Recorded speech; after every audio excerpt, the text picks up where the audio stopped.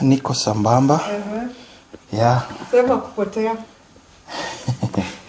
Kazi inabidi saa zingine. Yeah. All right. So quick one. Yeah. As if you're in a relationship and you've agreed to agree we're going to be in a relationship and everybody, your family side knows, my family side knows, it's kind of official. How do you keep boundaries? And I mean boundaries in terms of people to know what they can require of you, right? It could be emotionally, socially, economically. How do you set those boundaries? First, when people come together, like you decide to be to court or to be husband and wife, you will go and visit the other families. You will know each other.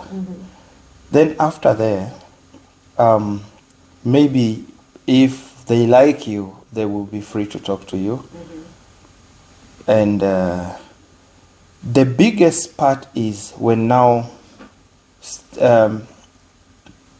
they start missing what the other person was doing. If they depended on you, and then I come in your life and we start changing stuff, because now you are starting your own family. Most families will not understand. Well, I guess the Bible says you shall live and, it's called what? Live and cleave. When you leave, right? So whose responsibility? My question is, whose responsibility is it? For me, in my opinion, I think I should be the one to tell my family, like, hey, I'm now going to start my family. This is as much as I can help you right now, because I also need to start, have a base for my family, right? So I can only be able to come to as many functions as this, right? I can only afford to give you as much support as this. I'm listening to you. Because that kind of creating those boundaries helps me and you start a culture that we can be able to keep, right? Because then when you, I know, in an African society, the family, the whole society, the whole family, the extended family is part of your family. But it can be draining. It can be draining. So, as you're talking, are you talking about an African family or an American family? It doesn't matter what. To me, I'm saying I'm still sticking to the fact that you should be able to create boundaries. Create boundaries and be able to say, hey, I cannot do as much as I was doing, because that means it's going to create a strain on my relationship, not only my relationship, maybe socially, economically, and all that. I'm just saying, because, and I'm telling you, you're laughing. Do you know how many people are having issues in their relationship because the extended family and friends come in to create strain on their relationship? I'm laughing because I know for sure it's not as easy as you're saying. Right, it is not. And I'm not saying it is easy. But it is my responsibility as an individual in the relationship that I'm in at to create those boundaries with my family, to create boundaries in your family.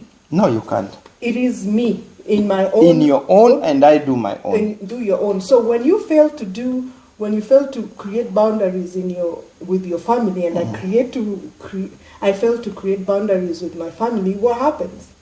They get into wanaanza kushikilia relationship. So unakuwa umeoa kila mtu. Yeah. But so and I'm saying this with coming from a very positive place. I'm not saying that we should be able to nurture our extended family and all that, but I'm saying we should be able to create boundaries. Not like you rightfully said, sometimes labda wewe ndio ulikuwa unashikilia. Hakuna kitu ngumu kama. Maybe you're the one who was in charge of everything. And I think I read somewhere, it's always good wewe kabla hujaamua I'm going to start my own family, be able to have finished to to have umeshikilia hiyo family mpaka pale unaambia haya baya. Sasa tumefika pahali mtaendelea. Mimi nataka nikupe suluhisho la kudumu. Kama wewe ndio unashikiliaga familia yako na kila mtu anadepend na wewe, wacha kuoa kwanza. That's what I said. Wakati utamaliza nao, kama ni ulikuwa unajengea wazazi wako, maliza kuwajengea. Kama una watoto wa dada yako na nani ambao walikuwa wanakutegemea ndio wasome, endelea kuwasomesha.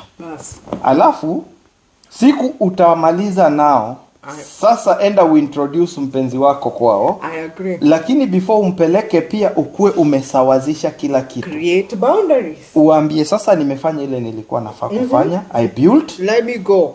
Watoto nimewafikisha hapa. But unajua kuna wengine pia tunaongea mambo ya watoto ni yatima, hawana wazazi. So ni wewe ndio mzazi wao. Yeah, and those are the boundaries. You say okay fine. Nyinyi mwenye nimefikisha hapa, you're on your own. Hao wamebaki watatu, hawa nitashikilia. Kwa hivyo hawa nitaongea na my partner, yes, atajua they are under me. Yes, but I'm not going to continue with the journey as it is. Si ati nikiona tukienda out, mimi nikiwa na hustle, wewe uko huko nje unakula raha. Kuna shida moja tunakuaga nayo kama, sijui ni shida ama ni culture zetu kama Waafrika. Unajua saizi tunaongea but hii kitu ni ngumu kwa sababu one thing, let me finish, don't even talk. Weka chai kwa mdomo ama hiyo, uweke hiyo chai kwa mdomo, ikae kwa mdomo kwa sababu unakaa ukinikata hata nasahau.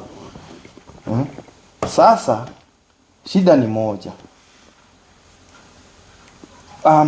Africans retirement age ni gani? 65, 70 ya nani? Wewe uko America bado. I think 55 or something. I don't know, someone mtu atusaidie. 60 sidhani. Retirement age inakujia hapo 50 something I think. If I'm not wrong. Lakini hata 60, let's go to 60. Do you know here a 60-year-old person anafanya kazi bado na anajitafutia bado hategemei watoto wake? Hakuna mpaka kuna mtu anategemea mtoto. That's why ndio nakwambia.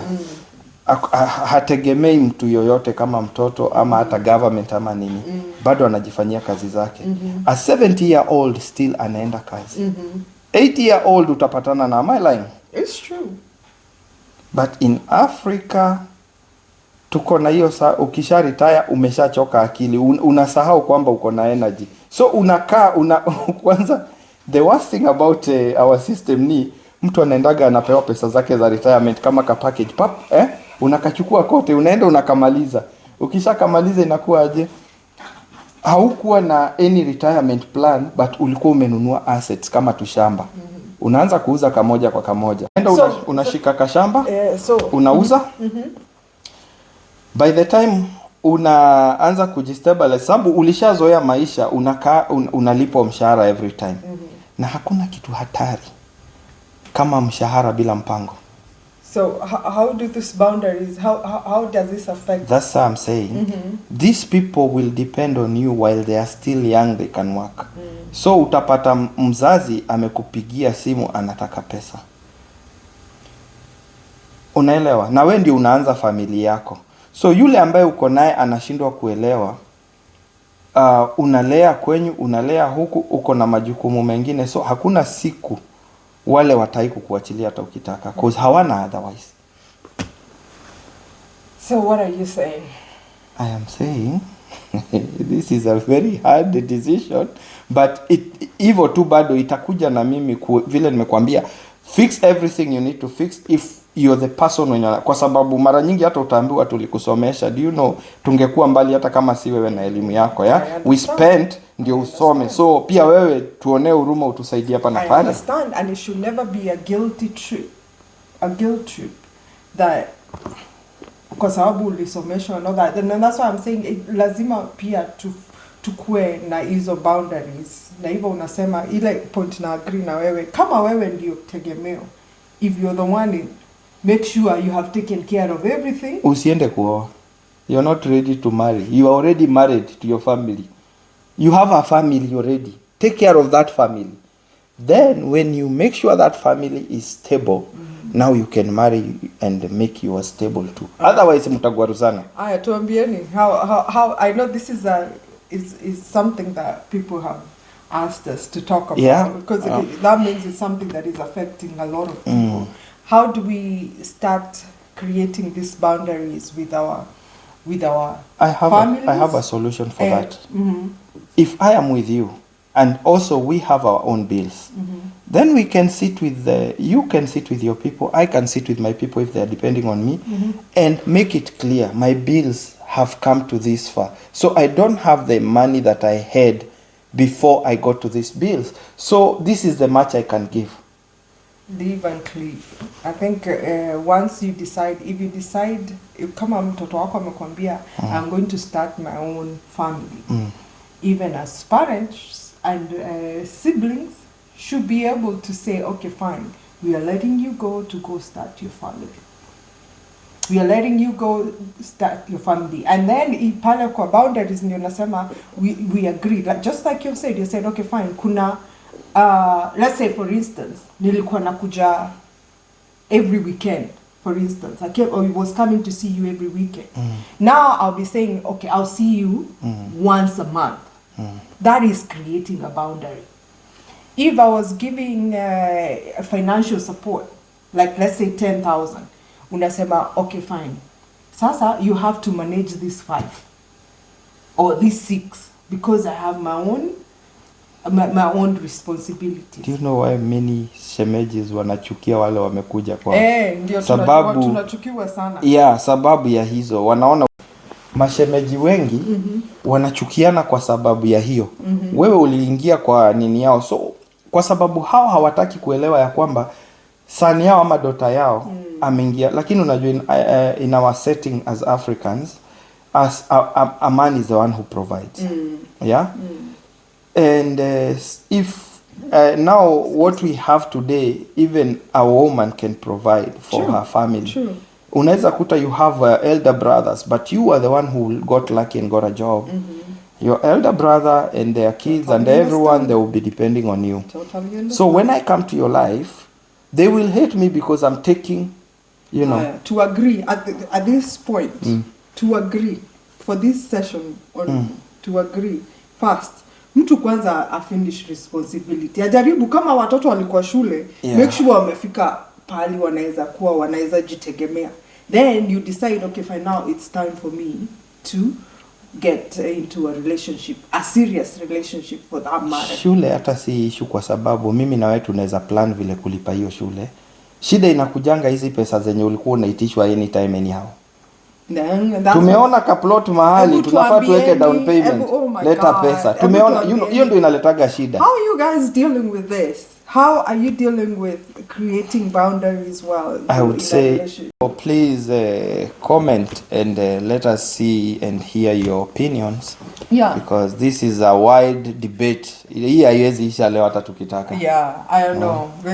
Haiwezi isha leo kwa sababu it's create. How do we create the boundary then? Yeah, because especially in an African or setting. Now when I see like even you're getting worked up about me and my family, then I will start giving money behind your back. Yeah, that's true. Then now that creates another issue. Altogether. Yeah. So how do we create this bundle? Maybe we should look for someone to talk about. Na pia ukikuja kwa familia yangu na ukute tunafanyaga hivyo, pia we accept.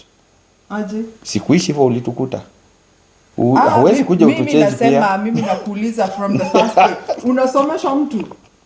Is there first of all, is there someone who is depending on you knowingly or unknowingly? Is there someone who is forced to be in a relationship?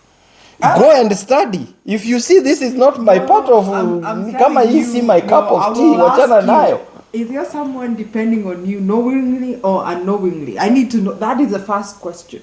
Knowingly or unknowingly, because that is where the problem comes in. Because sometimes my legs are in there, what am I going to do? Shida ya relationship, sisi uingia kwa relationship tukidhani tutachange. Sasa ikishakuwa na mashemeji wezi tuchange sisi wote. Tusaidie basi wenye wanakuja kwa hii, kwa sababu hii maji yashamwagika. Let's help wale wanakuja wenye hawajaingia.